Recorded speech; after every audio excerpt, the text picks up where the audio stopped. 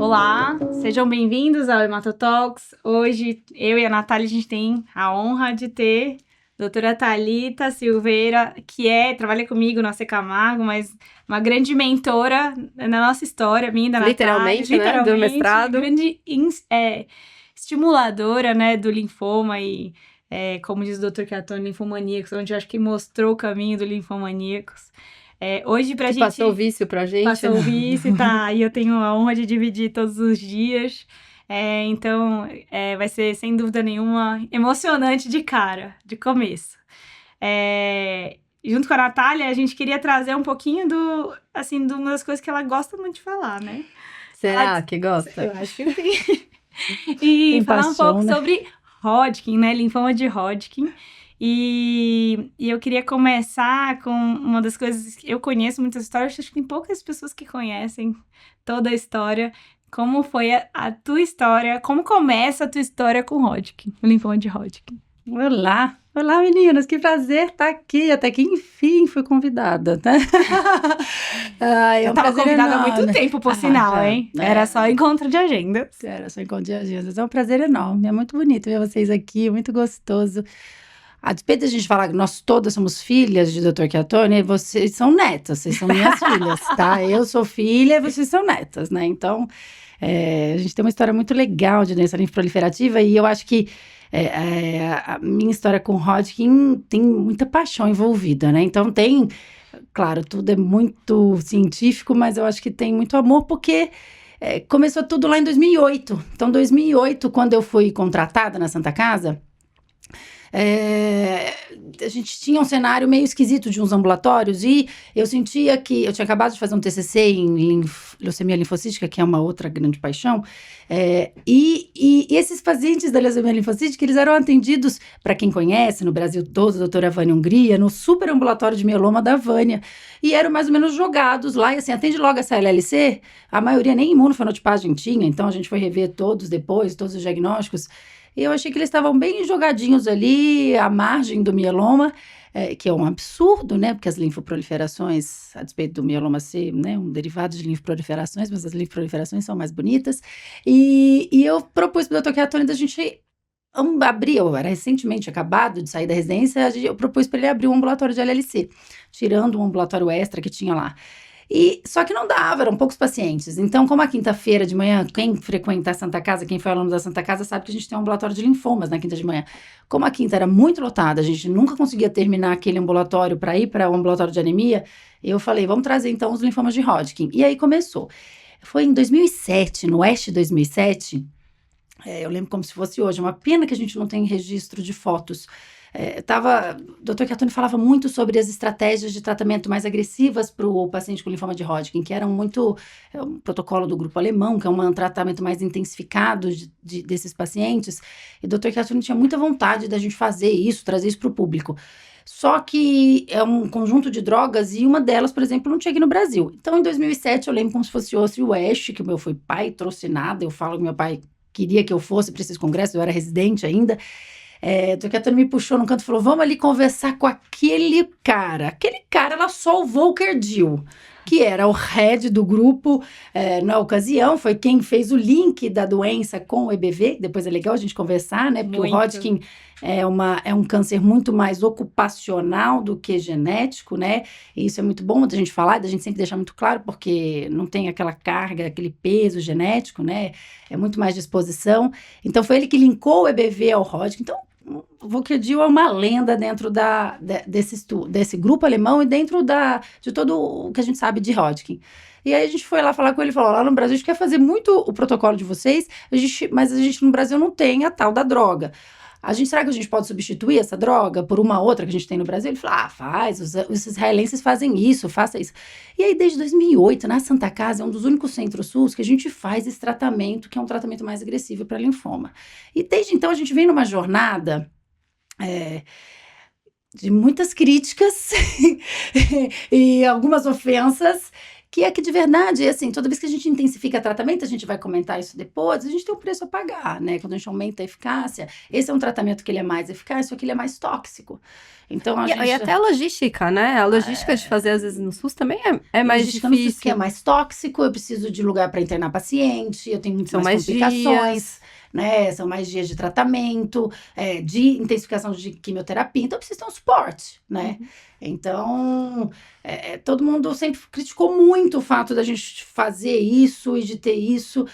E realmente sim, porque no início é complicado, né? Esse é um tratamento, vamos pensar aqui que a gente vai falar um pouquinho da epidemiologia, né? Mas o paciente com linfoma de Hodgkin é um paciente super jovem, a gente está falando de faixa etária 15, 30 anos, então ali está com 20, 25 anos. E nesse protocolo, por exemplo, tem uma droga que leva à infertilidade quase 100% dos homens, 60%, 70% das mulheres. Como é que você dá um tratamento que você vai deixar o paciente infértil? Então, os americanos, eles acham um crime. E alguns brasileiros também falam que é meio criminoso a gente prescrever essa estratégia, né? Lembrando que a gente não usa da Carba, né? Que é a droga... A Procarba, né? A gente não usa A Procarba. Procarba, a gente usa da Que é Carba. exatamente essa droga que a gente nunca teve.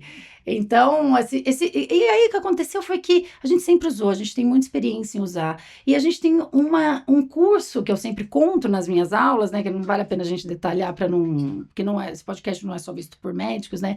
De aprendizado de como a gente faz esse protocolo. E a toxicidade desse protocolo vem diminuindo nessas toxicidades tardias que a gente fala, né? E hoje a gente culmina no que a gente vai discutir depois, que é o tal do Brecad, que é uma modificação completa desse protocolo, uma coisa super eficaz, super, super legal. E a gente vem nessa curva de aprendizado. Então, dentro de um sistema SUS muito diferenciado, então é válido ponderar que a gente tem uma estrutura que eu tenho um pronto-socorro dentro da minha instituição, eu tenho conhecimento técnico, eu tenho uma enfermaria, então eu tenho como fazer esse protocolo, porque... de novo, demanda, a gente está muito habituado a realizar um protocolo padrão, que todo mundo conhece, que chama ABVD, né, de Hodgkin, e esse protocolo padrão a gente pode geralmente prescrever e virar as costas, né? E a logística é fácil, né? Vem a cada 15 né? dias. De preferência, quem não sabe, é melhor que nem veja, olhe, né? nem Que quem olha e faz e estraga o protocolo. O protocolo é para você prescrever os ciclos e favor não olhar. Favor não olhar. É isso que a gente geralmente demanda dos outros médicos. Mas eu acho super importante você colocou, né, Thalita? A gente, muitas vezes, e acho que discute-se isso cada vez mais, que para você prescrever algo, você também tem que ter mão no que você tá prescrevendo. Muito. Então, assim, às vezes tem 2 protocolos ali que são muito parecidos. Qual você vai escolher? Aquele que você tem melhor mão e o que o seu ambiente, ou seja, onde o paciente tá, a distância pro centro, essa questão de ter pronto-socorro ou não, a enfermagem e tal, onde ele tá inserido, também vai proporcionar. Porque senão você vai fazer um tratamento que na teoria ou no trial é o que tem melhor eficácia, mas na hora que você põe ele no seu cenário, ele vai ser devastador. Isso é pra tudo, né? Acho que é um conselho geral em medicina até. A gente tem que saber saber reverter os eventos adversos que a gente... Saber com o que eu tô Como lidando, fazer. né? Isso é muito importante. Isso é muito importante, principalmente no cenário, quando eu tenho doenças e resultados semelhantes, né? Então a gente fala isso no resgate, na maioria dos resgates a gente tem um monte de sopa de letrinha, DAIP, ICE, ECHAP, IGEV, e GDP, tem um monte de coisa. O que você vai fazer? A gente tem na literatura um conceito o que você sabe fazer melhor, o que você está acostumado, com as toxicidades que são mais raras, né? Então, eu já vi isso, nossa, essa pele, o que aconteceu? Isso aqui é disso. Então, isso torna a estratégia de tratamento muito mais segura, porque quando a gente está falando em quimioterapia, é isso, Nath. A gente tem que entender que quimioterapia, quando eu saio de um estudo clínico, lembra que os estudos clínicos são muito controlados. A gente que faz muito protocolo agora, então, estamos imersos nesse mundo de pesquisa clínica. A gente sabe aquele serviço de macaco que a gente faz, que é aquela coisa bem controladinha, o ideal, o paciente perfeito. O ideal, o paciente perfeito, super selecionado. E quando você vai para a prática na quimioterapia, não é esse cenário que você vai ter. Você vai ter comorbidades, você vai ter polifarmácia, você vai ter várias outras situações. Por isso que os estudos de vida real são tão importantes. Não, tão importantes. E por isso que os estudos de vida real em quimioterapia, classicamente, não são reprodutíveis. Ou seja, não são iguais os resultados, igual aos estudos clínicos originais, que foram feitos dentro de um ambiente super controlado. Então, é claro que quando eu tô falando, por exemplo, desses 2 esquemas de Hodgkin, a BVD e BACOP, originalmente, né, que a gente foi modificando com o tempo até chegar no Brecad, na Santa Casa, especificamente o SUS, a gente usa o BA-COD. Quando a gente fala desse esquema, não há nenhuma dúvida que ele é mais eficaz. É um consenso universal, assim, eu tenho meta-análise mostrando. Ele cura mais. Mas qual é o problema? Ele é mais tóxico. E, classicamente, ele matava alguns pacientes de uma neoplasia secundária, de situações que, no final das contas, dava mais ou menos na mesma. Então, a gente tem que sempre entender e ponderar isso, né? Colocar na balança. Colocar na balança o que é mais interessante. Mas aqui é válido reiterar isso, que o BA-COP, o BA-COD, ele é mais eficaz que o BVD. Não há nenhuma dúvida sobre isso. E aí, daqui a pouco, a gente começa a falar desse pêndulo aí, eficácia e toxicidade, que é o que interessa também, hoje em dia, nas escolhas que a gente faz, né? Mas, de verdade, a despeito da toxicidade de ser tão importante, a gente discute isso, que a gente mais discute. A gente vai falar na sequência, a eficácia ainda é mais importante, a gente precisa curar, né? Precisa entender. Isso eu aprendi ouvindo Peter Boschmann, que é hoje o head do grupo alemão, que eu sou alemanete, né? E dentro que dessa... Actonete, alemanete. E dentro dessa, né, paixão, e dá pra ver muito, né, no ambulatório, no tratamento dos pacientes, nos grandes desafios, a gente tá junto, eu vejo os grandes Hodgkins desafios. Como é que você tem uma frase que você fala muito, e eu vou reproduzir, que a gente está mudando o jeito de enxergar o linfoma de Hodgkin, em vários sentidos até patológicos, o EBV, etc., e a maneira de enfrentar essa doença. E aí você fala muitas vezes assim que daqui a pouco a gente vai mudar isso aqui de uma neoplasia para uma outra doença, né? Da maneira como os gráficos e os resultados estão se apresentando atualmente. É sempre gostoso, né? Como foi ver, assim, da onde a gente estava para agora um pouco mais? Assim? Eu acho que é válido sempre a gente colocar que o Hodgkin é uma neoplasia histórica, né?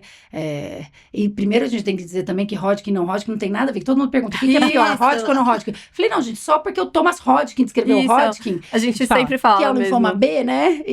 Na verdade, é só uma divisão histórica. Uma divisão histórica, né? Não tem nada a ver uma coisa com a outra. E o Hodgkin que aconteceu é a primeira neoplasia curável em estágio avançado. Então, ela tem um peso histórico. E ela foi curada com um tratamento bomba atômica, que é radioterapia corpo total. Assim, um negócio que, assim... isso é praticamente o Hiroshima e Nagasaki, né? Então, assim, é muito tóxico esse tratamento, mas foi curado. E a gente não tinha nenhuma neoplasia em estádio avançado. Que oncohematologia veio aqui, mas não tem nada a ver com tumor sólido, né? A gente sabe que as doenças metastáticas em tumores sólidos têm uma chance muito menor de cura. Hoje em dia, com a imunoterapia, com outras estratégias, até não são todas incuráveis, mas menor chance de cura. E aqui a gente não fala em metástase. Então, o Hodgkin... Então, no início a gente ia com isso, porque é tão bonitinho a gente curar, não é lindo? É maravilhoso, sensacional curar. Então, a gente ia com muita força. E a hematologia, no geral, é assim. A gente a frase clássica, né? A gente é bem deselegante, né? A gente usa uma intensidade, não aconteceu, não rolou da gente curar, a gente vai lá e aumenta a intensidade. Negócio deselegante, né? Que são os autólogos, halogênicos. E o que a gente está mudando hoje em dia é isso, uma visão de que a gente não consegue fazer medicina personalizada. O que é medicina personalizada? Eu entender exatamente o perfil genético. Porque, na verdade, hoje em dia é assim. O ideal é eu conseguir identificar, porque tem Hodgkin que realmente eu vou cuspir e ele vai curar, né? E tem Hodgkin que é o refratário recidivado. Então, eu não consigo identificar o diagnóstico desse paciente. Eu não consigo ainda genética. Né? Tudo que eu falo. É o sonho de, no futuro, a gente conseguir dividir. Porque, realmente, para cada peso, uma medida. Para a doença menor, uma doença mais fácil geneticamente de tratar, uma doença mais tranquila, eu vou dar bem pouquinha coisa. Para uma doença maior, uma doença geneticamente mais difícil, eu já vou com uma terapia mais assertiva. Mas o que a gente está mudando hoje é o jeito. É o que a gente fala ainda, que a gente, querendo ou não, e ainda mais o Hodgkin, que acho que é isso, é querer chegar no 100%, né? A gente quer chegar naquela curva assim, ó, 100% e que seja reta para sempre, né? E porque a gente já tem uma curva muito boa, né? Nossa. Mas no Hodgkin a gente quer o 101, na verdade, eu acho. Será, gente? Não, acho que não. Por isso que eu falo, eu acho que agora não chegamos no topo. Chegamos no topo e foi isso. A gente chegou uma taxa de cura muito alta, entre 80% e 90% dos pacientes. Nesse momento, eu acho que é uma visão minha histórica de quando a gente olha os estudos.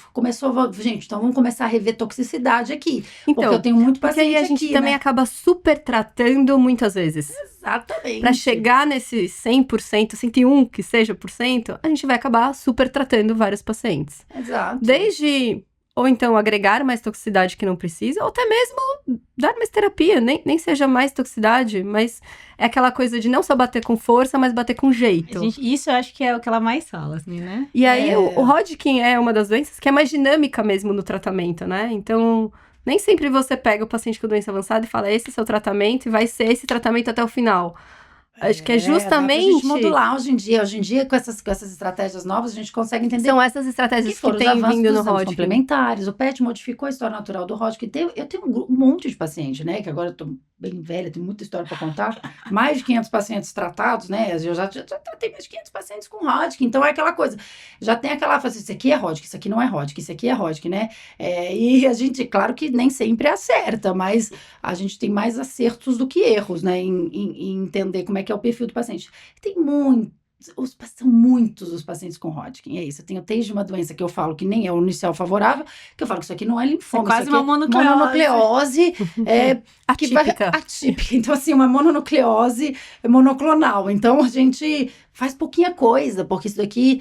Até um paciente que tem uma doença muito mais inflamada, né? Porque isso que é legal do linfoma de Hodgkin, ele é uma inflamação importante. Então, a gente usa, inclusive, outros marcadores, não dos linfomas clássicos que a gente está acostumado, os outros linfomas B, são marcadores inflamatórios. Então, o paciente pode estar muito ruim. O paciente, eu já vi mononucleose na UTI, eu já vi Hodgkin na UTI. Então, assim, porque ele pode estar muito ruim clinicamente. Isso também não tem relação direta com refratariedade ou não. Então, a gente cura muitos, a gente cura hoje 95% dos avançados, do pior dos Hodgkins. Então, essa mudança foi, eu acho que nesse momento que a gente começou a subir muito o sarrafo, que eu tô curando muito, eu falei, deixa eu rever, porque eu curei, eles estão curados. Mas deixa eu ver como é que eles estão. A pneumotoxicidade, muitos usando oxigênio, muitos em fila de transplante de vários com neoplasia secundária, muitos em fila de transplante de pulmão, entendeu? Vários pacientes infartados. Eu mesmo, na Santa Casa, eu tenho 3 pacientes que acabaram a radioterapia e infartaram na sequência. Ou a infertilidade. Muitos inférteis. E assim, infartados. De novo, vamos lembrar de novo quem é esse paciente? Claro que a gente vai falar dos grupos que são mais raros, mas se o paciente tem 25 anos, vamos botar na nossa cabeça. Então, a gente está pensando aí que ele vai viver mais muito tempo. A gente curou 50 justamente anos, pra Você ele curou viver. para ele viver 50 anos, você não curou para ele viver no O2, você não curou para ele ter morbidades e ele não ter uma sobrevida acima de 40. Foi aí que começou a mudar um pouco. E é isso que é muito lindo hoje em dia. A gente refina o tratamento do Hodgkin, para cada peso uma medida. E foi o primeiro, eu acho que, né? Se a gente olhar os Acho que linfomas foi, de uma né? maneira De uma maneira geral. geral, a gente não tem Pra ser tão dinâmico. Eu acho que teve também uma grande mudança de estratégia de tratamento. Foi a chegada da imunoterapia, que eu não tenho anticorpo monoclonal, eu tenho um anticorpo monoclonal, mas que ele não modificou a história natural da doença como o anti-CD20 modificou no linfoma B, né? Então, o anti-CD30, ele adicionou, ele é muito legal, ele é muito eficaz, mas ele não modificou a história natural, tanto que há certa Foi um divisor de controvérsia. águas, né? Não Ele foi um divisor de águas, teve não tem que ganho tratar de todo mundo sobrevida de progressão, teve ganho de sobrevida global, mas não foi um modificador nesse sentido de divisor de águas, assim como foi o rituximab. Porque você não é uma... Você ganhou toxicidade quando você incorporou essa estratégia em primeira linha de forma universal. Então, você tornou o esquema um pouco mais difícil de ser feito, que era um esquema fácil, lembra? Olha, vira de costas, não dá mais para virar de costas, é um esquema mais difícil, mais tóxico. E a despeito de ter ganho de sobrevida global, existe alguma controvérsia. Eu, particularmente, tenho algumas questões em relação com esse ganho, porque nas neoplasias secundárias que os pacientes morreram, 2 eram linfomas T, que classicamente foram tratados errado como Hodgkin. Então, assim, não é um dado que fala assim, agora balou Bangu e eu vou mudar toda a minha história.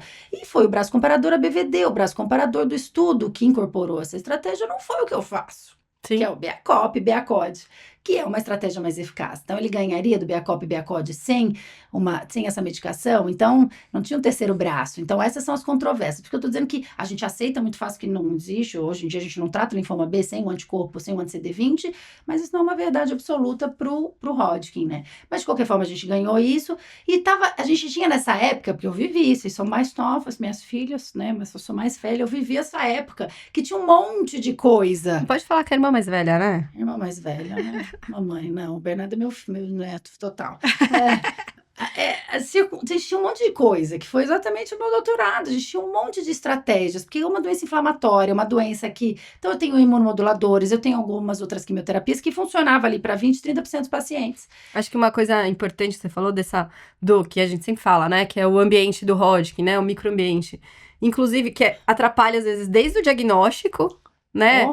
Aquela coisa de fazer, a gente já falou, fazer punção por agulha fina, e aí você só vai pegar as células em voltas, em volta da célula tumoral, e a célula tumoral corresponde com a menor parcela ali do tumor e dos sintomas e etc. que vem.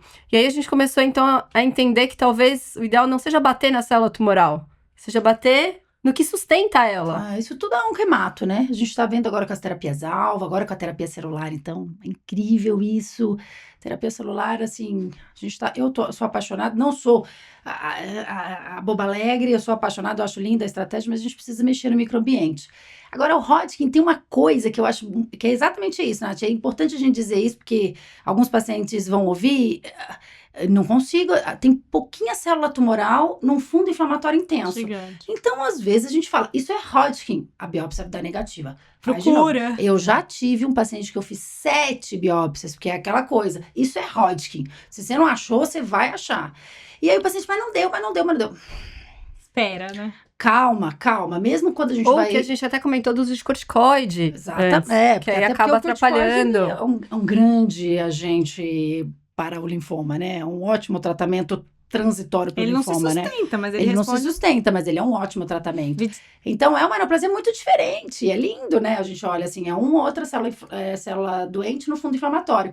Agora, também tem esse detalhe. A gente já tentou, assim, tanto olhar se esse fundo inflamatório determinava o prognóstico do paciente, ninguém conseguiu. Esses estudos dos macrófagos, estudos da positividade CD20, ninguém conseguiu saber e dizer ao certo se isso daí é pior ou melhor.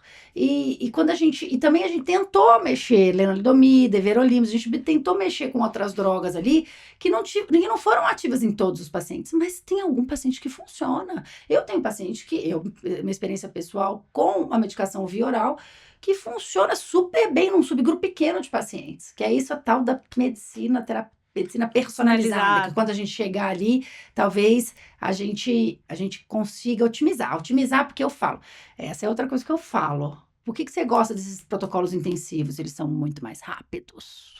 E essa pessoa que está sendo tratada com linfoma de Hodgkin, bom, acho que todas as pessoas, eu tenho 45 anos e eu gostaria, se eu tivesse um câncer, de tratar o mais rápido possível, porque eu tenho muitas outras coisas que fazer na minha vida. Claro que, naquele momento, o câncer vai ser a prioridade, mas eu tenho muitas outras coisas, certo? Todo mundo tem muitas outras coisas. Essa pessoa, esse paciente que está tratando esse linfoma, ele está fazendo faculdade, ele está iniciando a vida dele, ele acabou de casar, ele acabou de ter filho, ele está formando uma família, ele tem muitas outras coisas além do linfoma, tá? Então, quanto mais rápido você resolver a parada, e que resolva, que a gente sempre espera, melhor. Então, se você me sugerisse, você quer fazer um tratamento de 3 ou um tratamento de 6 meses? Me faz o tratamento de 3, eu tô de férias, eu trato o Hodgkin, volto pra minha vida normal, entendeu? Essa é uma outra... Eu acho que a gente tem que resolver rápido. Vista, né? Outro ponto de vista, porque não é todo mundo que pensa assim. Você não precisa ir com força, porque você tem como resgatar depois, eventualmente, esse paciente depois, né? Eu falo, gente, mas se a gente conseguir resolver uma jornada, tratar um câncer não é fácil. Tudo que envolve, todas as circunstâncias que estão... Tudo que envolve você... Eu tenho um câncer, isso é muito... Envolve muita coisa. Então, você conseguir ter uma única jornada disso, que é uma única estratégia de tratamento, eu acho que é muito mais legal. Se aliar isso à toxicidade baixa, que eu não vou deixar você com sequelas, perfeito, perfeito, né? Então é isso que a gente está hoje em dia, nesse balanço de a maior efetividade possível para resolver logo a sua parada, para você não ter outros ciclos. Não é que eu não vou te curar, eu tenho, a gente, todo mundo aqui tem paciente curado com 6 linhas de tratamento. 6 linhas de tratamento, ele tem uma jornada de tratamento de linfoma de uns 4, 5 anos. Então, assim, eu acho que a gente tem que ser realmente mais Assertivo. efetivo em primeira linha. De novo, sem condenar, porque também todos nós temos aqui os jovens que, né, recentemente perdeu um paciente super querido que foi para um transplante de pulmão porque realmente foi uma overdose de tratamento e de formas inadequadas, né? Então, Eu acho que assim, no isso. Hodgkin hoje em dia, a gente tem a medicina personalizada de uma forma, desde personalizar em relação ao estadiamento clínico, personalizar em relação, então, quais protocolos você vai usar para esse paciente avançado, porque ele é jovem ou porque ele é mais idoso. Porque tem comorbidades, né? Porque tem tem comorbidades. cardiopatia, pneumopatias. Depois, essa dinâmica no tratamento, então, teve o PET positivo, negativo, tem negativo, vamos diminuir, vamos desacelerar, ou fazer mais curto, maior, associar rádio, não associar rádio. Então, é mais amplo, e aí o caminho, então, é Exato. depois ir aprofundando mais nessa personalização, e aí dá exatamente o que o paciente precisa. Isso faz diferença, eu falo, eu até, a gente já tem uns 2, 3 anos, né, Tatá, que lá no AC Camargo, é até uma briga, né, que assim, a gente tem que personalizar e discutir todos os pacientes com Hodgkin. E a gente faz a discussão prévia, principalmente dos iniciais desfavoráveis, que a gente... Tem caminhos com e sem rádio, né? Então, a gente tem a opção de tratar o paciente inicial desfavorável com rádio. Hoje em dia, a gente tem algumas questões com a quimioterapia, mas o que a gente mais tem medo de toxicidade no futuro é a radioterapia. Especialmente nas mulheres, né? Principalmente nas mulheres, principalmente com os antecedentes familiares. Então, como a gente tem opções com eficácias semelhantes, aquilo que a gente volta naquilo que falamos, hoje em dia é obrigatório, todos os nossos pacientes são discutidos previamente. Eu acho que isso é um luxo que nós temos no serviço, porque eu tenho do meu lado a médica nuclear, o radioterapeuta, o radiologista, tudo junto numa mesma sala, e a gente decide ali naquele momento se a gente acha que aquela radioterapia vai ser lesiva ou não tardiamente para esse paciente. Nenhuma dúvida que ela é eficaz para o tumor, mas a discussão é, vai ser lesiva, então eu não vou fazer. Então eu vou fazer o tratamento quimioterápico isolado, né? Então, isso a gente discute prévia. E durante o tratamento é isso, o PET está no meio do tratamento, por isso que eu sempre falo para pacientes, você tem essa história que eu vou traçar para você, mas eu posso ter alguma coisa aí no meio do caminho. No meio do caminho que eu vou ou intensificar um pouco mais, porque eu sou intensificadora, mas quando eu começo numa intensidade menor, mas ou a gente vai arrastar um pouco mais, ou a gente vai diminuir a sua intensidade de tratamento. Então, isso é interessante a gente falar, porque cada caso é um caso, né? Então, por isso que a gente não é ChatGPT. A gente não é ChatGPT. A gente não é ChatGPT. E os grupos de Hodgkin na internet, que um monte de gente, né? Falou, mas ela faz isso, ela fez isso, ela fez isso, ela fez isso. Falei, então, cada um, hoje em dia é isso. E essa personalização tem relação maior com toxicidade do que com eficácia. Porque, de novo, eu sei os números. Eu sei quanto cada protocolo associado ou não à radioterapia dá de eficácia. Então, o que eu vou personalizar para você? Porque, de verdade, eu sei qual vai ser a toxicidade. E são as situações do dia a dia. A gente está enfrentando uma situação agora de um paciente com alta carga tabágica, né? Complicado, faço ou não faço bleomicina, que é uma medicação que a gente sabe que tem um potencial lesivo pulmonar muito grande, né? Especialmente na hipóxia, né? Exatamente. Então, eu sei que será que eu vou conseguir... Como é que eu lido com isso? Então, eu falo isso muito porque a despeito de Hodgkin ser fácil, o ótimo é inimigo do bom. Então, assim, a minha segunda opinião, eu faço algumas segundas opiniões e, classicamente, eu não mudo muito porque, na maioria das vezes, dá certo. Dá certo. Então, a despeito o tratamento do linfoma de Hodgkin ser um tratamento relativamente fácil, porque a gente tem algumas receitas e a eficácia é muito grande, então a chance de sucesso é muito grande, eu acho que o super especialista, quando a gente fala, eu preciso de um super especialista para tratar isso? Não preciso. Então, provavelmente você vai se curar em qualquer lugar. Mas o super especialista é esse o refinamento, né? A minúcia, né? É essa minúcia, que talvez faça diferença, talvez não faça muita diferença também. Então, você não precisa de viajar horrores para você tratar essa neoplasia. Você pode estar no seu contexto ideal, adequado, particular,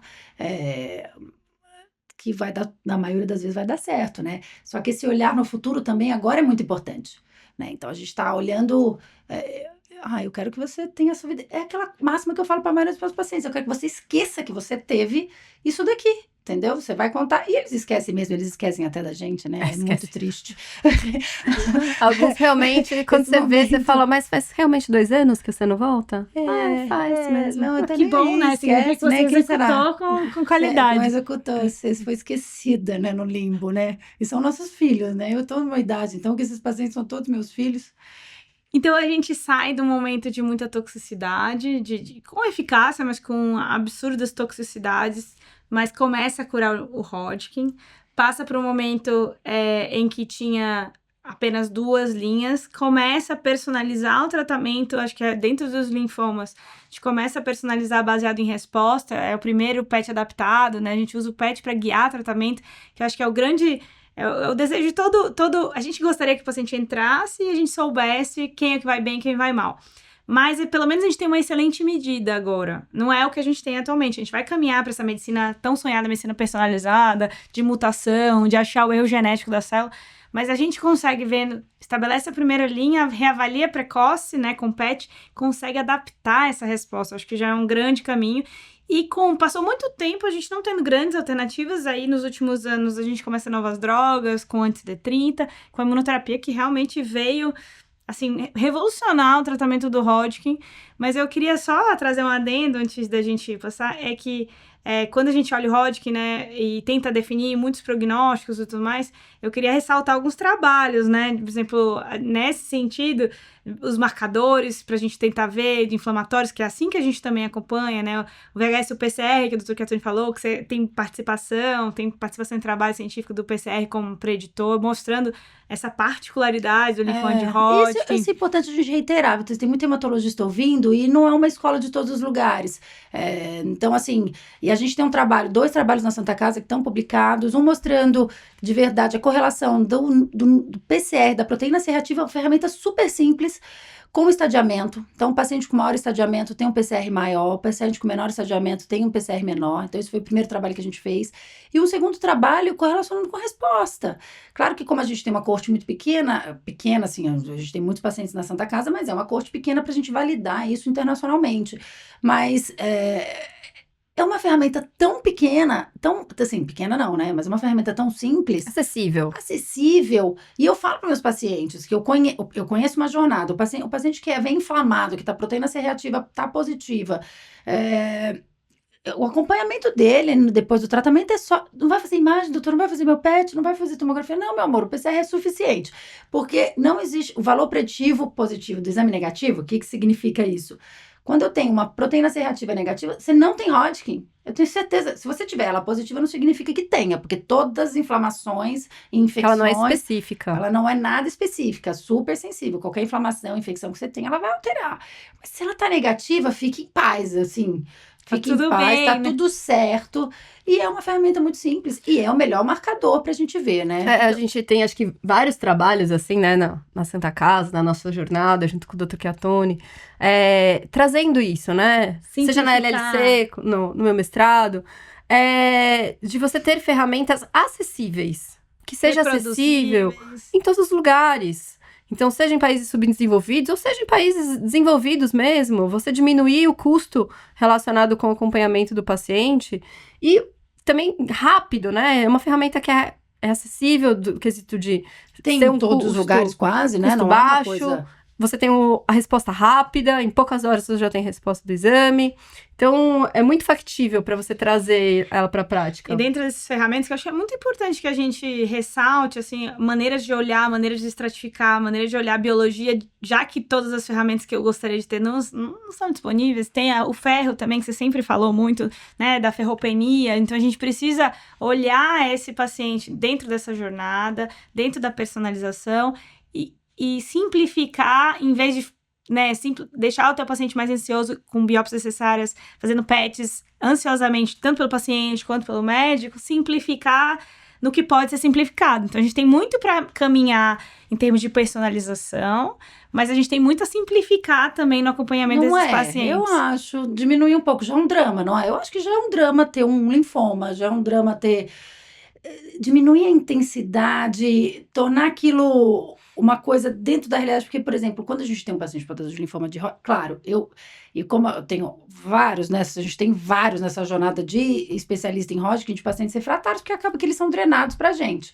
E eu sempre pergunto pra eles, com certeza, qual foi a conversa que te contaram? Que é curável. Não. Todo mundo comemorou. A hora que vem a biópsia de um linfoma de Hodgkin, todo mundo comemora. Porque hoje é 95% de chance de cura no avançado.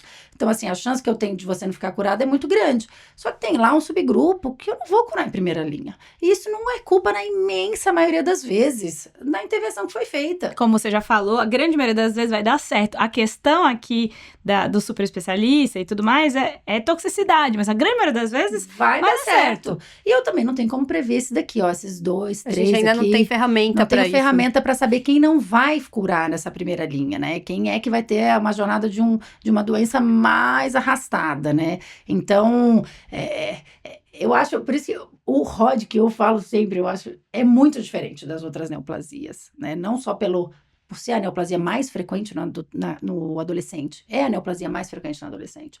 Então, se você tiver na sua frente alguém de 19, 20 anos com suspeita de linfoma, a suspeita, primeira, segunda, terceira, quarta, quinta, é que seja um linfoma de Hodgkin, né? E é uma população muito sensível, né? Olha o tempo de vida útil que elas têm. Então, tem que devolver essa pessoa para o mercado de trabalho, tem que devolver para o mercado de trabalho. Eu tenho que cuidar dessa pessoa que tem pai e mãe jovens e que estão com filho doente. Entendeu? Que é muito difícil essa jornada dos pais enfrentarem a doença de um filho, ainda mais de um câncer, né? Não tem nada a ver um negócio desse. Como é que o meu filho tem câncer? Então, eu acho tudo isso muito bonito, desafiador, mas é tudo muito bonito, porque na maioria das vezes a gente só tem realmente ótimas notícias, graças ao bom pai. E aí a gente, recentemente, teve 2 estratégias, né, que a gente conversa um pouquinho. A Natália já citou um pouquinho sobre o Echelon, né, que é o estudo do BVAVD, que esse já acabou até comentando algumas ressalvas. E tem também o BRCAD, que é o uso então, dentro do paciente com Hodgkin avançado, no paciente com estadio avançado, que seja que tem uma doença mais disseminada, a gente tem algumas novos caminhos, novas estratégias, novas maneiras de olhar. E eu queria que você comentasse um pouquinho, tanto do Echelon, você já comentou, mas comentar novamente, do BRCAD e 2 estudos que eu sei que você gosta muito, que é o HD16, que é do BACOP, no caso, e do HD18, que estão os 2 para avançado, um para localizado desfavorável, outro para avançado também. Porque eu acho que é nesse panorama que a gente pode escolher toxicidade, escolher perfis, e eu acho que a grande ciência do Hodgkin, ela está justamente nessa escolha, nessa personalização. Fazer o simples e o comum é fácil e vai dar certo, mas se a gente puder refinar essa escolha, eu acho que caminha nesses estudos aí. E ainda tem os inibidores, né? Os inibidores de checkpoint, nessa maravilha, na primeira linha. Verdade. É o próximo, vamos na falar sequência, deles. Na sequência a gente passa... assim, a gente tem que lembrar da jornada dessa estratégia, que, de novo, a gente fala, ela é a mais eficaz. Então, o BACOP é o esquema mais eficaz para tratamento do Hodgkin avançado. Mais do que o BVAVD, não teve esse braço comparador, mas se a gente pegar e fazer comparação indireta dos estudos, que todo mundo fala que não faz, mas todo mundo faz, porque de verdade a vida é assim, a gente tem eficácia maior do BACOP do que do BVAVD, que é o BVAVD, ele tirou uma droga que a gente não gosta tanto, que a gente tem muito medo, que é a bleomicina, e colocou um anticorpo monoclonal que é muito eficaz, o brentuximab. Ao fazer isso, você tornou o esquema mais caro, obviamente, um pouco mais tóxico. O brentuximab tem uma neurotoxicidade que é bastante desconfortável, mesmo para pacientes que fazem menos ciclos. E mais neutropenia. Muito mais neutropenia, mas neutropenia que preocupa, porque lembrando que a neutropenia do ABVD, por favor, não olhem, senhores. Não fazer hemograma no Não D15, façam hemogramas, não façam. Se você tem medo de a gente precisa usar fator de crescimento, precisa fazer, porque a neutropenia febril foi muito prevalente. A gente já tem 3 estudos mostrando que a neutropenia do ABVD, esqueçam, não olhem. Por favor, se tem problemas com neutropenia, não faça o exame. Então, não faça. Mas a do BVAVD, não. A chance de neutropenia febril é maior e a toxicidade é maior. E com um resultado que foi melhor, inclusive ganho de sobrevida global, mas de verdade eu tenho algumas ressalvas com relação a isso. E de verdade não tem... Qual é a questão para mim? Não tinha o braço comparador de uma droga mais eficaz. O BACOP tinha alguns calcanhares de Aquiles. E foi isso que o grupo alemão veio modificando, porque os americanos falavam, vocês estão loucos? Como é que vocês fazem isso para um paciente de 20 anos? Como usa Como usa isso, Procarba? Como é que vocês estão loucos? E tem muita neoplasia secundária. Quando a gente, neoplasia secundária, vulgo leucemia aguda. A gente, como você está tratando um Hodgkin aqui, o paciente vai ter daqui a alguns anos uma leucemia aguda, que é uma neoplasia muito grave, né? Então, que o grupo americano, o grupo alemão fez? Foi trocando para melhorar essa toxicidade, avaliar se a eficácia era mantida.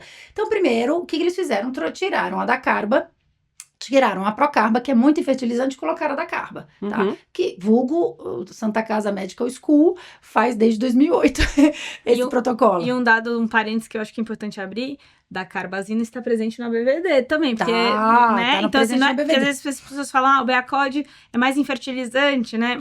Veja, você tá fazendo a mesma dose que a BVD. Mais ou menos no final vai dar a mesma, né? Porque eles aumentaram um pouquinho a dose, mas a gente faz 2 ciclos no BVD, né? Então a dose é menor do que a gente faz. Então, tiraram. Depois a gente tinha 14 dias de prednisona. Então, assim, 14 dias de prednisona, a gente tinha uma chance ali que batia entre 1% e 2% de uma necrose asséptica de cabeça de fêmur, de cabeça de úmero. Então, era aquela, assim, paciente Robocop, né? Então, assim, você curava o Hodgkin, mas ele tinha que colocar prótese. Então, eu tenho 2 pacientes com necrose asséptica por causa desse uso muito intensivo do corticoide. Então, eles tiraram isso daí e diminuíram para dexametasona poucos dias, né? E modificaram um pouco a dose do etoposídeo, que é um agente alquilante que leva a maior chance de neoplasia secundária. Então, eles diminuíram, baixaram o pé ali, e trocaram a bleomicina, que todo mundo odeia, todo mundo quer acabar com a bleomicina, mas não consegue, porque quando você tira a bleomicina dos esquemas padrões, só tira ela, você diminui a eficácia. Trocaram a bleomicina pelo brentuximab. E aí fizeram esse protocolo do BEACOP, fez Brecad. Inicialmente lá em 2017 começaram a publicar os dados de segurança e de eficácia, então mostrando que ele estava muito eficaz. E agora saiu recentemente o fase 3 mostrando que BEACOP já é muito eficaz. Então, tem 92%, 92% de cada 100 pacientes, 92 vão se curar em primeira linha. O Brecad dá 94,6%. Então, assim, de cada 100 pacientes, 95 vão se curar em primeira linha, né? Então, mostrando uma melhora e uma diminuição muito grande da toxicidade, principalmente da toxicidade. E de tempo de tratamento. Foi 3 meses, a 70% dos pacientes. Porque é isso, os pacientes vão fazer de 4 a 6 ciclos. Isso depende do PET ínterim. O PET ínterim negativo, o paciente vai fazer 4 ciclos. O esquema é a cada 3 semanas, não é igual a BVD que é a cada 4 semanas. Então, se a maioria dos pacientes, 70% dos pacientes que é da coorte original, vai fazer 3 meses de tratamento. São 3 meses no total. Versus 6 meses com a BVD. E aí aqui a gente reafirma o começo do podcast, né? Então, veja que o caminho de todos os estudos é diminuir toxicidade, botar essa pessoa de novo mais rápida na vida dela de volta. Não, você otimiza tudo, né? Otimizar agora, recursos. refez essa sopa de letrinhas. Refez a sopa, mas é bom, muito importante a gente falar. Não é um passeio no parque. Então, assim, There's Thalita, no free lunch. There's no free lunch, né? Então, tem assim, até esse slide na minha aula do BEACOD. eu faço BEACOD, BEACOD, sempre foi BEACOP-D, né? Eu nunca usei procarbazina, desde 2008. Eu manejo muito bem e eu não me emociono. Porque é um esquema muito mais intensivo. Quem está acostumado a fazer o ABVD, às vezes, dependendo do primeiro BEACOD que ele pegue, vai ficar traumatizado. Porque dá muita anemia, dá citopenia, dá mais neutropenia febril, pode dar internações. Então, você tá acostumado com aquele paciente que você nem olhava direito, e agora que você vai olhar. Tem que cuidar intensamente. É o que a gente fala pra todo mundo, né? Então, assim, você tá a fim de entrar nessa tormenta comigo por 3 meses? Que pode ser uma tormenta, né? A gente já tem vários pacientes que fizeram BEACOD, uns que nem passa, que você nem vê, o paciente passou e falou, doutora, exagerou na tormenta. E outros que realmente a casa cai, interna, entendeu? Então, não é fácil, não é tranquilo o esquema. Não vou fazer. E talvez tem pacientes e pacientes, a gente não consegue. A gente já tentou determinar isso lá na Santa Casa, inclusive foi um estudo que a gente já tentou fazer, não conseguimos. Qual é o paciente que tem maior ou menor toxicidade aguda ao esquema? O que é? É o paciente que anemia muito, que faz plaquetopenia. E de verdade a gente não conseguiu estabelecer. Tirando os idosos, né? Que realmente porque esse é um esquema classicamente que a gente não faz acima de... a gente não vai faz fazer acima de 60, né? Então, tem os alemães fazem, porque os alemães não são como nós, mas eles já estão fazendo já no subgrupo de pacientes acima de 60, mas eu particularmente, de uns tempos para cá, devido à nossa corte, inclusive da Santa Casa, acima de 50 eu tenho muitas ressalvas, porque os pacientes acima de 50 foram muito mal. Então, foram pior, não foram muito mal, né? Porque aqui muito mal é muito bem, né? Mas foram piores. Então, é um esquema para paciente mais jovem, né? É um esquema para paciente mais jovem e é um esquema mais difícil. Então, eu falo muito, eu sou muito defensora, já era defensora do BEACOD, sou defensora do BRECAD hoje, a gente vai falar do nível VD também, que é sensacional. Mas eu falo, gente, me liga, entendeu? Discute comigo. Não, me liga, assim, você quer fazer, eu te apoio incondicionalmente, mas me liga, porque assim, você vai sofrer, porque é o que acontece lá dentro da C Camargo, né? Falo, se a gente dá uma saidinha, se eu saio, eu falo pra Thaís, você fica de olho aqui. Segura aqui esses três. Segura aqui isso aqui, que senão alguém vai mexer e não vai conseguir lidar. Não conseguir lidar é adiar desnecessariamente o ciclo, ficar estressado desnecessariamente. A gente tem já muito manejo. Querer desistir, querer trocar o esquema. A gente tem muito manejo de tratamento de neutropenia febril de baixo risco ambulatorial, que a gente já tem essa curva de aprendizado na Santa Casa. Então, a gente consegue lidar com isso, a gente interna, mas você consegue dar alta precoce para o paciente dependendo. Então, assim, que tem mais neutropenia febril. Então, tudo isso é para dizer que eu sou super, adoro, eu gosto, até porque eu gosto, né? Como eu disse, eu tenho, inclusive, paixão envolvida nesse esquema, porque, de novo, eu acho que vale a pena a gente falar esse dado. A gente tem um registro brasileiro de linfoma de Hodgkin, que coletou um número muito grande de pacientes de diversos centros do Brasil, com os dados globais de alguns centros brasileiros. Não são todos, não é um dado, mas é um dado de tratamento que tem muitos pacientes e a gente tem uma eficácia do meu esquema da Santa Casa que está do esquema da Santa Casa, não é meu esquema da Santa Casa, do esquema da Santa Casa que está dentro desse registro, bem melhor do que dos pacientes que fizeram ABVD. Então, além de tudo, aqui no Brasil, a gente tem uma performance ruim do ABVD. Então, a gente tem um resultado no SUS, na maioria das vezes. A gente tem alguns centros privados, mas a maioria dos aqui, a gente está falando do contexto SUS, tá? Não está falando do contexto privado. Então, a gente tem uma performance ruim do ABVD. E eu consigo mostrar, as pessoas falam que eu sou louca, mas eu tenho curvas. Então, eu consigo mostrar que eu não estou matando mais pessoas, estou curando mais os pacientes, principalmente no contexto SUS. Até porque no SUS a gente tem uma estratégia boa, acessível, que é a primeira linha. A segunda tem muitas ressalvas, principalmente por acesso, né, ao transplante, que não é a mesma coisa do privado. Com certeza. Mas a gente tem uma chance boa, que é a primeira linha. A segunda, você vai ter muitas dificuldades por acesso. Eu tenho um centro bom, mas eu não tenho transplante. Então, eu tenho que referenciar todos os meus pacientes. Então, e aí, funila, vaga, acesso, tempo e tantas outras coisas. Mas, por fim, então, fala dessa discussão entre...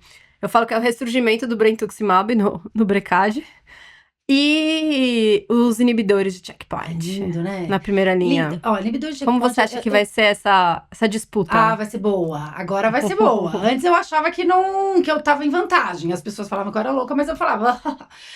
agora não. Agora são esquemas incríveis, fantásticos. E eu acho que vale só a gente ponderar que a imunoterapia, eu também tenho muita paixão envolvida, porque eu tirei 6 pacientes da UTI com imuno.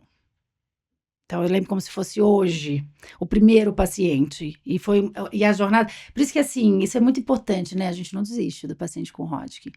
Categoricamente, porque ele é jovem, mas porque, de verdade, eu já tive muitos pacientes com 6 linhas de tratamento, com várias linhas de tratamento e que estão curados.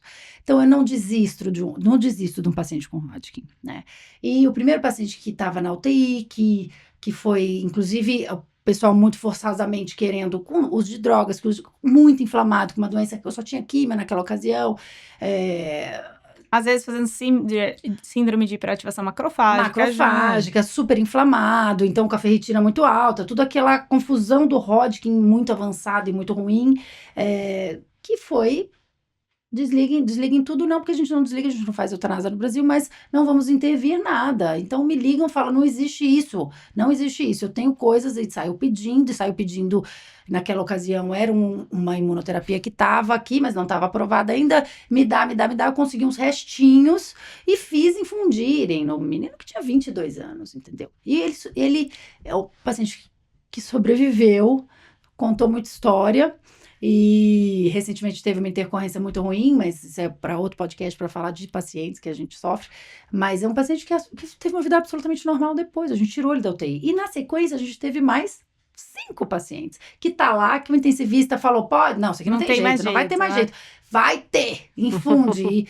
E o último, eu falei, a história clássica da última paciente que a gente tirou do TI, eu falei, eu mesmo estava num procedimento médico e os residentes me ligando desesperados, que o intensivista falou que não infundia a imuno, que era a imuno que tinha chegado, que ela tinha judicializado, e que ela estava entubada, ela estava muito ruim, uma massa muito grande, que o intensivista, naquela situação de fragilidade dela, não ia infundir.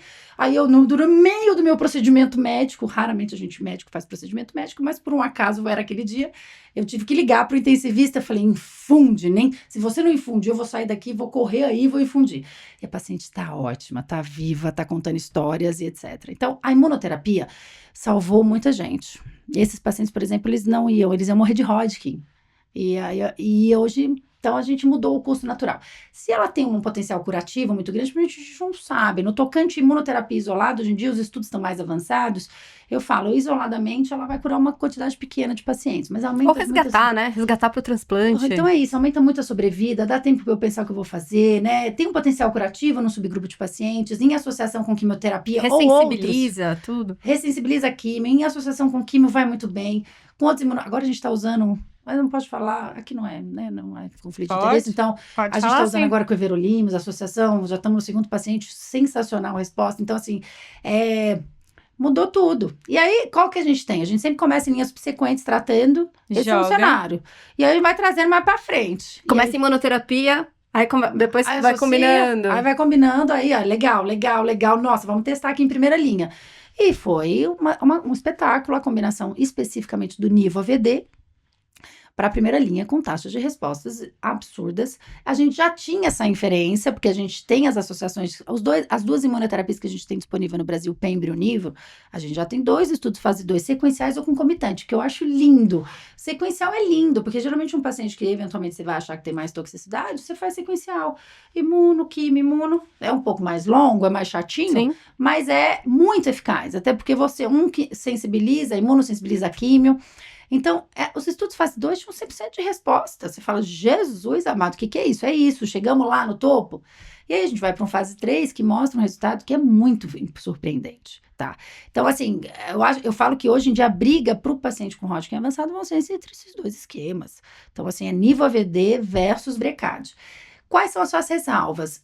Ressalva, eu tenho uma toxicidade maior, aguda com Brecad, mas também eu posso deixar para fazer naqueles raros pacientes que eu vou ter 1 a cada 5 anos, se Deus quiser, que eventualmente eu não curar com Brecad. Que aí eu deixo a imunoterapia para uma segunda linha. Eu acho que esse é um racional ótimo, porque o nosso esqueminha que a gente adora, que é Pembro com químio, né, seguido de transplante. Então, e a imunoterapia, a gente tem uma toxicidade diferente.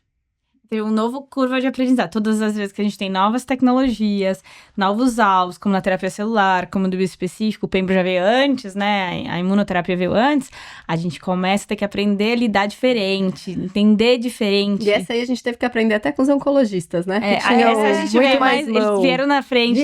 Não, mas a gente aprende muito com eles. Muito com eles. A nossa tem um pouquinho diferente, a nossa toxicidade, né? Mas eles usam bastante, usam diversos tumores, incrível essa estratégia de tratamento que você tem pode mais de 400 indicações dentro da oncologia. Dentro da oncologia de uma mesma droga, né? Que a imunoterapia é incrível. Então, a gente aprendeu a mexer com isso. É assim, como é que vai ser? Detalhe, a gente tem algumas contraindicações para o Nivo-AVD, por exemplo, paciente com tireoidite de Hashimoto, você vai ter coragem de fazer? E é uma incidência relativamente frequente, né? Mesmo na população jovem, né? O paciente com doença autoimune, a gente não vai fazer, provavelmente, o Nivo-AVD. E eu também não sei, a longo prazo, se isso vai gerar alguma toxicidade pior. De novo, são só 6 ciclos, você vai usar pequena quantidade de imuno, mas não é necessariamente a imuno, ela não é dose dependente, né? Então, você pode abrir quadros ali imunológicos, eventualmente, que não era para entrar no jogo. Então, claro, a gente está muito empolgado com o resultado, a gente tem um follow-up, o resultado de 1 ano só, o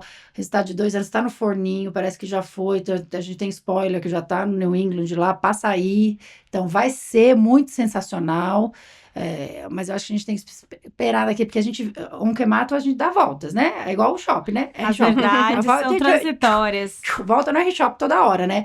Eu não sei se daqui a um tempo a gente vai revisitar esses dados e falei, vixe, olha o que a gente está fazendo. Vamos voltar para uma outra estratégia.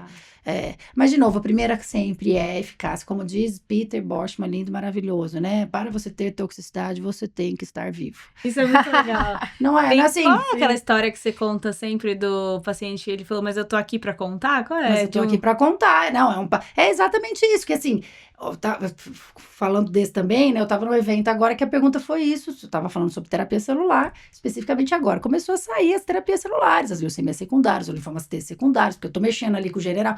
Quando eu tô mexendo com o imuno, gente, eu tô reativando lá um monstrengo, né? Eu tô desviando Abrindo via, outras caixinhas. eu tô abrindo outras caixinhas. Então vem uma Pandorinha aí. Então ela assim, e você não tem medo? Eu falei, mas pra ele ter a leucemia, ele tem que estar curado. Vamos partir desse pressuposto? Então, assim, senão, não teríamos nenhuma história para contar. E eu tenho um paciente que é exatamente isso.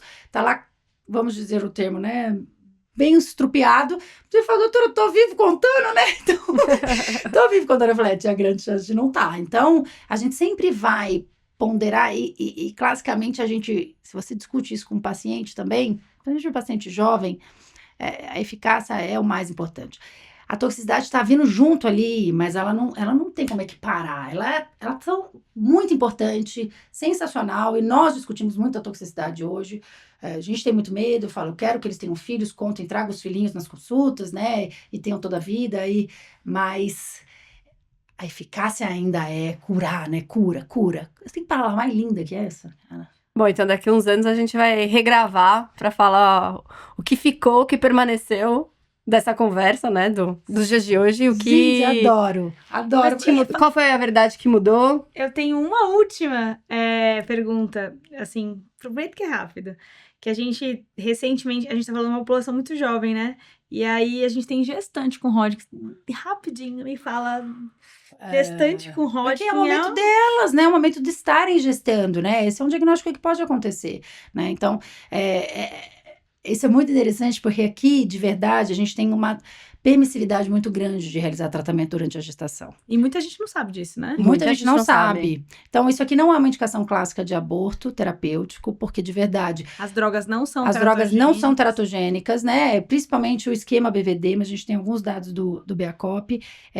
E a gente deve evitar no primeiro trimestre, classicamente. Alguns autores, por exemplo, o Craig, ele gosta de começar a tratar o paciente só depois da 16ª semana, mas na literatura médica... E você consegue, às vezes, segurar só com corticoide, por exemplo. Corticoide, vinblastina, eventualmente. Os pacientes têm muitos sintomas, né? Mas lembrando, Hodgkin é um linfoma indolente. Tata acha que não, porque tem que interna todo mundo. É a nossa briga eterna, né? Interna todo mundo para estadiar. Mas assim, não... Hodgkin é uma doença indolente. Então, é uma história que ele te conta. Qual é a história clássica? Faz 2 anos que eu tô com coceira. Então, faz 2 anos que eu tô passando dermatologista. Sim, essa entendeu? é clássica. Essa é a clássica. E aí, de repente, alguém fez um raio-x e veio lá uma maçona, entendeu? Mas a história é antiga. Então, na imensa maioria das vezes, a gente já tem mais de 10... A gente acho que tem 10 pacientes que a gente tratou gestante na Santa Casa. Acho que é isso. Eu tratei uma. Tratou, né? A gente tá alguma... E eu também tinha muita questão que eu falava, porque pra mim a gestação... Gente, a gente pode fazer um podcast sem ser médico, né? Que eu adoraria. Falar de gestação, maternidade, essas coisas. Pra mim, a gestação foi a minha doença mais grave. Então, até porque eu não tive nada mais grave até o momento. Foi disparada mais grave que eu tive. Achei aquele momento, não gostei daquele momento, porque de verdade não gostei das sensações. Teve complicações, né? Fora que a segunda tive muitas complicações, mas mesmo a primeira, sensações e emoções desagradáveis, né? Só a emese gravídica. Aí você fala, como é que você vai fazer quimioterapia? Coitadinha, a mulher já tá lá com aquele parasita dentro, você ainda vai fazer quimioterapia, tem um câncer. E é impressionante, eu falei, não sei se elas são jovens, se elas já são mães, né? Eu virei mãe quando meu filho, meus filhos nasceram. O Hodgkin tem uma fertilidade maior, né? Com certeza. Não é possível. Não sei, Ela né? sempre engravida mais. Tem que fazer esse trial, né? Mas é impressionante que a minha experiência pessoal é que elas toleram super bem. Então, a tolerância corre uma gestação, junto com o tratamento, nos que realmente a gente precisa tratar. Recentemente a gente teve uma que conseguiu esperar, então eu falei, não tira antes não, porque ela estava super bem clinicamente, então a gente começou o tratamento na sequência, e de novo, o tratamento na sequência no puerpério, que eu acho também o pior momento da mulher, mas é impressionante como vai bem, eu tô falando, vem uma força interna, acho que de gestar aquilo lá que vai super bem, né, então é bem legal. E só falando uma parte que você queria falar do idoso, pra gente terminar, que eu acho que é muito importante a gente dizer que no Brasil a gente tem uma quantidade menor. internacionalmente conhecido, 20% dos pacientes portadores de Hodgkin têm Teoricamente a gente fala que ele é bimodal, né? bimodal, que tem Mas o é segundo, desbalanceado, bem né? Esses desbalanceado, dois picos. bem desbalanceado o segundo pico, mas esse segundo pico lá na faixa de 60 a 70 anos, classicamente pela literatura, uns 20% da literatura. Aqui, tanto no registro brasileiro quanto no meu doutorado, que eu peguei data SUS dos últimos 40 anos de Hodgkin, a gente tem 10% de pacientes com linfoma de Hodgkin nessa faixa etária. Então, assim, não sei se é alguma coisa natural nossa, se é alguma coisa específica do Brasil, se nós temos uma população ainda jovem, ao passo que ela Não vai tá envelhecendo mais, ainda. a gente vai ter uma incidência maior, tá envelhecendo, isso acontece muito nas outras doenças linfoproliferativas e gamopatias também. Então, a gente tem menos, por isso que a nossa experiência com idosos é menor, né? Mas para o idoso é nível VD, assim, nenhuma dúvida. Até então a gente só ficava falando como é que eu trato, como é que eu trato. AVD, vamos fazer tira blamicina, não dá BL para ninguém, faz aquele negócio, aquele tratamento de 900 BV, mil anos, AVD, né? Que é o melhor tratamento que tinha até então, que é o tratamento do memória, o que é sequencial, que dura uma eternidade, né? Então, assim, mas é um tratamento que era o melhor que a gente tinha. Hoje em dia, não. A gente já tem a subanálise do grupo, que o nível AVD para esse grupo e foi interessante isso, né? Que realmente a curva disparou muito mais nos pacientes idosos versus os pacientes mais jovens e muito pela toxicidade, né? Também. Exatamente, com certeza. Aí a toxicidade conseguiu bater na eficácia. É verdade, com certeza. E isso é muito legal para entender a permissividade do que a gente está fazendo com a oncomatologia. Que quando a gente vai para a era da terapia-alvo, imunoterapia, terapia celular, né? Imuno, que a terapia celular é imuno, quando a gente entra nessa era, a gente torna os pacientes as estratégias permissivas. Então não tem idade. Todo mundo pode fazer. Quando eu estou falando de quimioterapia citotóxica, eu tenho um limite.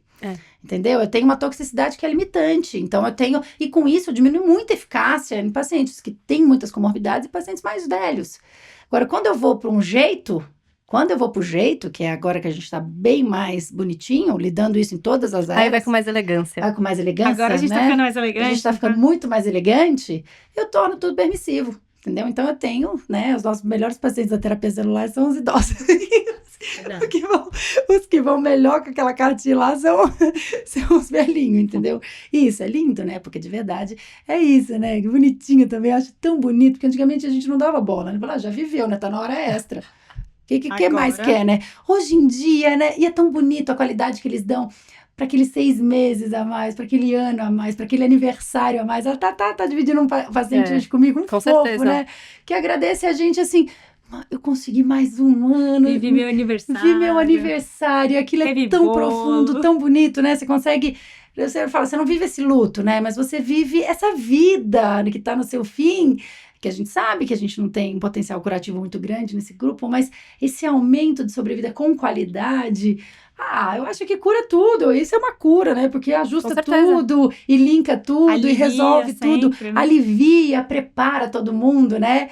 Eu falo, esse é um negócio que eu acho lindo também, assim. Eu não era assim, não, porque eu achava oncologia, né? Que é oncologia de 3 meses a mais, 6 meses a mais. O que adianta isso? E realmente, o que adianta isso para um paciente jovem, né? Mas para um paciente mais velho, ou mesmo para um paciente jovem que queira resolver várias questões, isso é bonito, né? Que você cura o entorno, né? Você trata todo o entorno, você trata todo mundo, né? Tá certo, então. Muito obrigada, Thalita. Já acabou! Mas a gente ficaria mais horas, né? Falando de... Todas. De assim, como o hemato traz tantas coisas, tantas reflexões. Eu falo que é um exercício diário de refletir sobre muitos assuntos legais, né? Como se for aproveitar os finais de vida. As mudanças na nossa vida pessoal. né? As nossas perspectivas. Arrancar as pessoas das realidades delas, jogar... Das verdades transitórias, a gente não ser arraigado, aquelas... não, o preto e branco, o preto. Não, aqui existem tons de cinza, né? Vários tons de cinza, então... a gente volta aqui para falar de novas perspectivas, novos tratamentos e novas esperanças. Eu acho que é sempre isso, é sempre tentar melhorar para tentar... chegar onde a gente ainda não chegou, né? Certo, e cuidar de gente, né? A gente é médico porque a gente gosta de gente. Então, cada vez mais a gente está conversando com os nossos pacientes, né? Antes a gente era muito... Eu acho que é assim. Hoje em dia não. Hoje em dia a gente compartilha, conversa, vê o que eles querem. Nem sempre o que eu acho que é certo é o que ele quer exatamente. Então, é gostoso. Medicina tem Ainda vale a pena, muito a Ainda pena. vale a pena, né? Meninas, Muito obrigada. muito parabéns. Amei o convite, amei estar aqui. O sucesso é enorme para vocês. Tá tudo Obrigada. lindo, vocês são lindas, vai ser sensacional tudo aqui. Obrigada por compartilhar essa nossa jornada ninfomaníaca. Então, para quem está escutando o podcast, não sei se você está escutando, no carro, tomando um café, correndo, fazendo atividade física, que a gente sempre recomenda. Mas a gente está disponível no Spotify, os trechinhos no Instagram e na íntegra também no YouTube. Venha tomar um café.